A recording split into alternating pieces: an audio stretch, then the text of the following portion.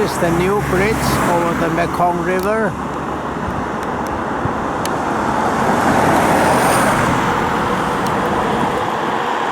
It's already progressing very well. It's going faster than scheduled, so the bridge is going to be ready in January 2024.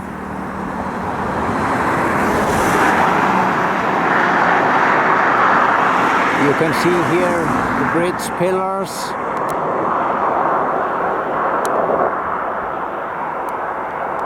Stretching down to the Mekong River.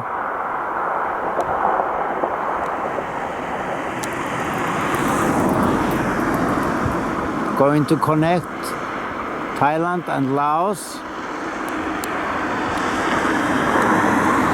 This work has now been going on for 2-3 years, started in January 2020.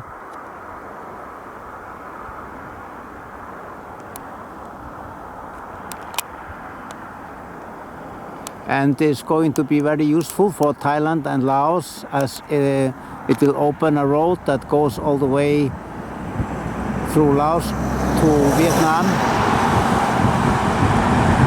It's about 10 kilometers from Bueng Kan City.